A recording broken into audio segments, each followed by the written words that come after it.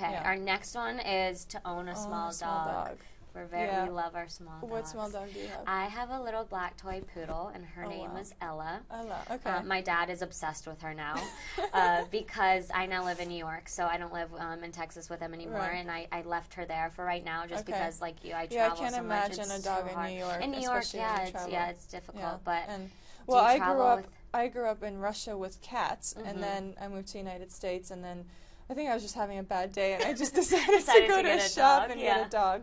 And it's literally become like my parents' responsibility because we're always on the road. I know. I try to tell them, like, I'm getting another dog, and they're like, no, you're not. Yeah, like, but the biggest thing I learned, something that you mentioned, is that you realize that your dad is just a big teddy bear.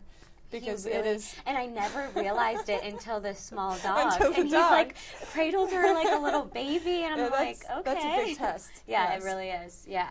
All right. Okay, so then. Loving borscht. Yes. Love borscht. Love it. Do you like borscht? Oh, I love it. It's so good. I know. And my grandma is absolutely amazing at cooking. My mom is too, but there's something about we should have a grandma cook-off. We should. That's a good one. Does your grandma still live in She lives in Moscow. Oh, so, okay. We should definitely have a cook-off. Okay, well, we're planning that next time. Yeah. No, I love borscht. And then I heard that you, so we're at the same hotel here, and you called down and... I called down. Well, I saw the room service the menu, and it was all, they're trying to Americanize it, which I appreciate. I'm like, where are we? But we're in Russia, so you have to have There's Russian pizza food. and spaghetti and cheesecake. Cheesecake. I wasn't very fond of that. I was like, where's the borscht? Yeah. So I did. I called down and I asked them, I'm like, please, could you just, we have a Russian chef in the kitchen. I'm sure they can just make up a borscht. So you have to do that because I ordered it twice yesterday. Amazing. Yes. With sour cream, it was great. Okay. And so I guess one of our last ones is to get a job at NBC at the Olympics. This is pretty cool. This is kind of cool. So is this your first time being on the other side of things completely, right?